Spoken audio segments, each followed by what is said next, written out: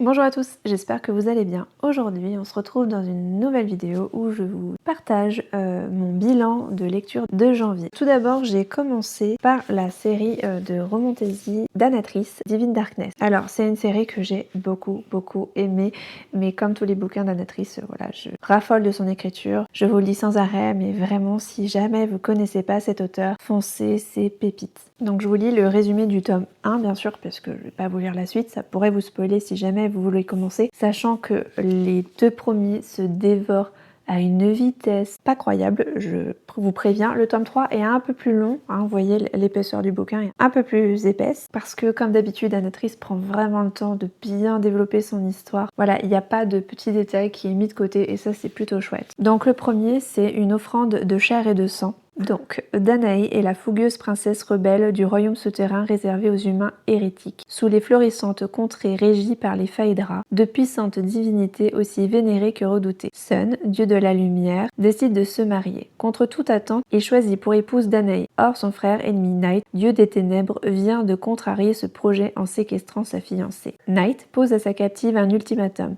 visant à déclencher une guerre contre Sun. Pour éviter la destruction de son peuple par le dieu, la jeune femme accepte de jouer le rôle de sa maîtresse en public et d'intégrer la cour impitoyable des elfes de nuit, vampires et loups-garous qui dirigent d'une poigne de fer. Au cœur du royaume obscur qui respire le mystère et le vice, auprès d'un Phaedra cruel dont les ténèbres divines la fascinent à son insu. Danae devra affûter son instinct de survie, son courage, ainsi que toutes les armes à sa portée. On est sur de la romantasy qui est pour un public averti, donc là vous avez le premier qui est le plus soft, on n'a que 2 flammes sur 3 par exemple, les deux autres voilà, ça y va à fond les ballons. Comme d'habitude on est sur une ambiance assez sombre, mais ça reste très soft. Je sais pas si on peut dire que c'est de la dark fantasy parce que c'est beaucoup plus accessible que par exemple la Guilde des Ombres, mais c'est pas tout mielleux, tout gentillet. On est quand même sur quelque chose d'assez mature, d'assez adulte, avec des personnages avec beaucoup de caractère, on a beaucoup d'action, quand même un peu de violence, et avec quand même quelques scènes érotiques assez explicite, on va pas se cacher, mais comme d'habitude, Anatrice le dose très bien. On ne se lasse pas, voilà, au cours de notre lecture. Pour moi, c'est une trilogie vraiment pépite, mais je l'ai vu sur beaucoup de comptes Instagram ou même en librairie. Je pense que c'est une trilogie qui a bien la cote et c'est super cool. Ensuite, je vais continuer avec Anatrice puisque j'ai du coup lu le 3e tome de la Guilde des Ombres, Le Don de Vie, qui est une merveille. Voilà, je vous ai déjà parlé des 2 premiers tomes, j'ai enfin lu le tome 3. Là, actuellement, à l'heure à laquelle je tourne cette vidéo, je suis en train de dévorer le tome 4. C'est une pépite. Le tome 3 est tout aussi bien. Alors, à la base, c'est une trilogie voilà, qui a été redécoupée en 6 tomes pour les sortir en poche, parce que c'est quand même des petits pavés. On est sur entre 800 et 950 pages, quelque chose comme ça, à chaque tome, donc ça commence à faire. Et là, l'histoire se passe 7 ans après la fin du 2e tome, ou de la première partie, en fonction du format que vous choisissez pour lire cette série. Et j'ai trouvé la transition très bien faite, et tous les personnages sont très bien développé, ça avance bien dans l'univers, dans le temps.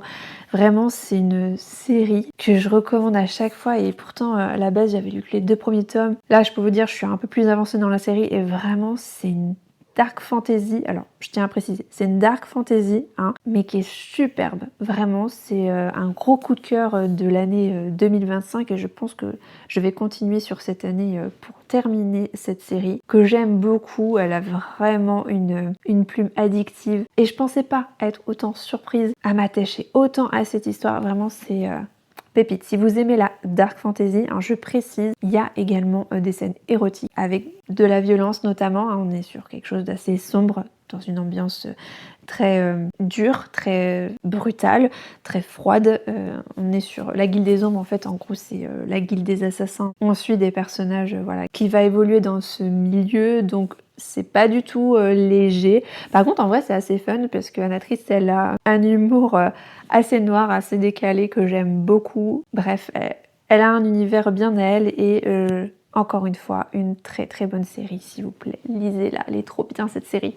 Ensuite, on va changer complètement de registre avec Le parapluie de la discorde de Sylvie Baron. Alors c'est la deuxième fois que je lis un de ses livres. J'avoue que le premier, qui était Les petits meurtres du mardi, si je me souviens bien, j'avais trouvé ça sympa, mais sans plus. Là, pour le coup, j'ai plus apprécié. Alors c'est un côté un peu roman policier, mais très cosy, très léger finalement. Et si vous aimez les romans un peu entre terroir, intrigue et romance, voilà, c'est le genre de bouquin qui pourrait vous plaire. Donc l'histoire se passe dans le Cantal. La villa Médard en impose par son élégance, ses secrets bien gardés, ses vies forgées autour de l'industrie du parapluie et d'une femme d'affaires exceptionnelle au tempérament violent, Hélène Vitarel. Son assassinat est un coup de tonnerre. Tout accuse son gendre, Jacques Nocel, mais la seule à être persuadée de son innocence est sa maîtresse, Nina. La jeune femme ne voit qu'un personnage capable de faire éclater la vérité, sa tante Josepha, qui se laisse convaincre d'entrer au service de la ville, de la famille Vitarel pour mener sa propre enquête. Fine mouche sous ses rondeurs avenantes, Josepha va mettre à nu les rouages d'une diabolique machination. Alors j'avoue que en plus, j'ai trouvé que c'était vachement bien fait, les intrigues étaient bien ficelées. Et je m'attendais pas du tout à ce retournement de situation, donc j'ai trouvé ça cool. Et c'est une série de livres, en fait, que Sylvie Baron écrit avec son personnage Josepha. Vous en avez quelques-uns de la collection. Alors, je pense que c'est pas forcément obligatoire de lire dans l'ordre, mais franchement, ça se lit plutôt bien. Et si vous accrochez vraiment avec les personnages, je pense que ça peut être intéressant. Moi, j'ai vraiment beaucoup aimé. Et si jamais vous voulez vous mettre au roman policier, mais c'est pas trop votre truc et tout, je pense que ça peut être une bonne alternative, très honnêtement. Ensuite, j'ai lu Joueuse de Benoît Philippon. Alors moi j'aime beaucoup Benoît Philippon, j'avais lu de lui Mamie Luger et Papy Mariole que j'avais beaucoup aimé. Et là franchement c'était un bouquin qui me tentait bien. Alors ça parle de Maxine, qui est une de ces femmes à qui rien ne résiste. Elle tombe sous le charme de Zach, joueur de poker professionnel comme elle. Mais elle n'en montre rien. Qui maîtrise à la perfection l'art de la manipulation ne dévoile jamais son jeu. Maxine propose à Zach une alliance contre un concurrent redoutable, piège ou vengeance. Zach n'en sait rien, mais comment résister à la tentation du jeu? Maxine est une tornade qui défie le monde si masculin des joueurs de poker. Elle est bien décidée à régler ses comptes coûte que coûte. Alors j'ai vraiment beaucoup aimé, mais j'aime beaucoup cet auteur et on est sur un roman noir avec quelques petites intrigues, mais on n'est pas sur un policier classique, ça n'a rien à voir, il n'y a pas de flic dedans et heureusement pour eux. Et j'ai beaucoup apprécié que l'auteur développe vachement l'univers du poker. On découvre un monde un peu parallèle à notre quotidien. On est sur quelque chose d'assez sombre, assez violent quand même. Faut être assez ouvert d'esprit et puis apprécier les histoires qui explorent du coup un thème particulier, donc le poker. Moi j'aime beaucoup quand les auteurs font toujours un parallèle entre un univers du jeu, donc par exemple les échecs ou le poker par exemple, j'apprécie beaucoup. Et puis encore une fois, Benoît Philippon crée des personnages percutant, décalé et excentrique. Et en fait, ça rend l'histoire... ça détonne, vous voyez, ça fait des étincelles, j'aime beaucoup, ça rend le truc hyper touchant. Puis il a une manière de raconter les histoires qui est quand même assez folle. Et jusqu'à la dernière minute, jusqu'à la dernière page, on découvre des facettes des personnages qui est assez incroyable. Enfin bref, c'est encore une fois une petite pépite. Benoît Philippon, si vous aimez les romans noirs avec un univers un peu décalé, un humour un peu noir et tout, franchement, pépite, je vous recommande fortement. Ensuite, j'ai lu S'aimer dans la grande ville de Sang-Young Park. Alors, c'est un roman qui a fait fureur, que j'ai vu beaucoup passer sur les réseaux. Et je comprends pourquoi. Il a été apprécié. Vraiment, c'est un petit coup de cœur, j'avoue. Donc ça parle de Young, étudiant et jeune écrivain qui vit à Séoul avec sa meilleure amie. Tous deux font la fête, boivent, sortent avec des garçons. Ils sont de cette génération de Coréens confrontés à une société corsetée. Young doit taire son homosexualité au monde et surtout à sa mère affaiblie. Derrière son humour ravageur se cache un homme éprouvé par la solitude et le doute. Jusqu'au jour où Ji-ho entre dans sa vie. Parcours haut en couleur d'un homme face à l'amour dans toutes ses formes. Ce roman mêle avec brio romanesque et subtilité sentimentale. Ça a été un phénomène et je comprends pourquoi. Donc le roman s'articule en 4 parties, un peu comme 4 petits récits, à différents moments de la vie du jeune personnage, donc Young. Donc on commence au début de la vingtaine pour finir dans la trentaine. Donc on découvre ce personnage qui vit, qui grandit, qui évolue et qui doit faire face à des moments de vie assez difficiles. Donc c'est un roman qui va effectivement parler d'acceptation de soi, de vieillage, d'homosexualité, de rejet, de douleur, en fait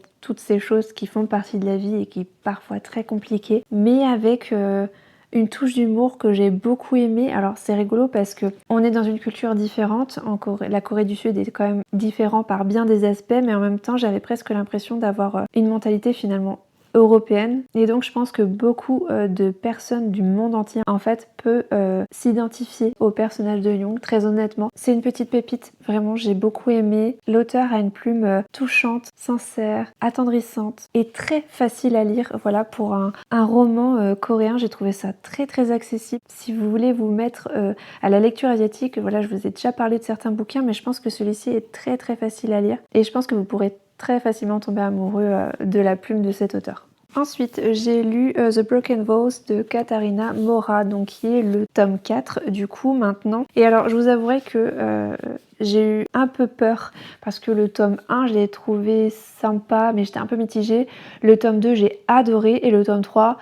je l'ai trouvé très décevant, donc j'avais un peu peur sur ce tome 4, il est un peu plus gros en plus, mais finalement j'ai beaucoup aimé, ça m'a bien réconcilié avec la série. Donc je crois que normalement c'est une série de 6 livres si je ne me trompe pas, 6 ou 7, je ne sais plus. En tout cas on arrive sur la fin. Là du coup ça parle de Céleste Harrison et Zane Windsor, donc Zane de la famille Windsor, qui sont finalement la famille principale. Si vous ne connaissez pas ces livres là, en fait c'est la saga des Windsor, donc ils sont 5 frères et une sœur, donc ouais c'est ça, normalement il y a 6 livres, donc chaque tome correspond à un des enfants de la famille Windsor. Donc Céleste Harrison et Zane Windsor sont rivaux depuis l'enfance. Pourtant ce dernier est prêt à tout pour prouver à Céleste qu'ils sont faits l'un pour l'autre. Mais alors que leur relation passe à la vitesse supérieure, de brutales révélations les séparent. 5 ans plus tard, guidé par la colère et par la rancœur, Zane a conduit l'entreprise de Céleste au bord de la faillite, poussant leur famille à intervenir. Les Windsor et les Harrison décident d'une fusion avec une condition, que Zane et Céleste se marient. Alors j'ai trouvé beaucoup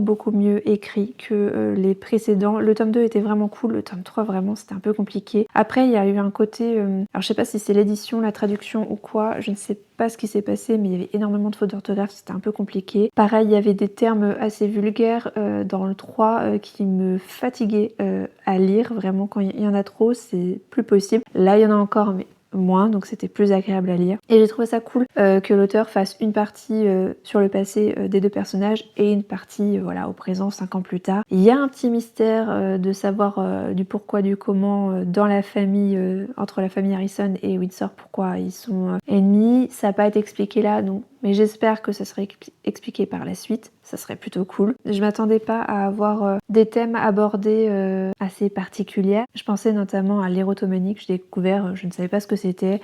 Et puis elle traite de sujets assez difficiles, on parle de suicide, on parle de psychologie borderline, donc tout ce genre de choses, d'infidélité, voilà, c'est quand même assez sombre finalement sur certains sujets, on n'est pas sur un truc léger. Donc ça, j'ai trouvé ça plutôt chouette que ce soit un peu plus approfondi, un peu plus complexe comme histoire et pas un truc superficiel ou parce qu'on est sur du mariage arrangé en fait. Donc je voulais un truc un peu plus profond et je l'ai eu dans ce tome là, donc ça c'était plutôt cool. Alors dans tous les cas, tous les livres de cette série là des Windsor, donc de Katharina Mora, sont pour un public averti. On a des scènes érotiques explicites, on est sur de l'hétéro classique hein, mais ça n'empêche pas que c'est assez spicy. Donc voilà, je préfère vous avertir, la couverture fait très belle, on ne dirait pas, mais il ne faut pas se fier à la couverture. Enfin voilà, je suis contente de m'être réconciliée avec cette série et j'attends la suite avec impatience. Du coup, les 2 derniers tomes du coup sortiront cette année en 2026, donc je vais enfin pouvoir dire que j'ai terminé une série et ça c'est chouette. Ensuite, pour le dernier livre que j'ai lu, enfin que j'ai écouté, c'était un livre audio, c'est Quicksilver,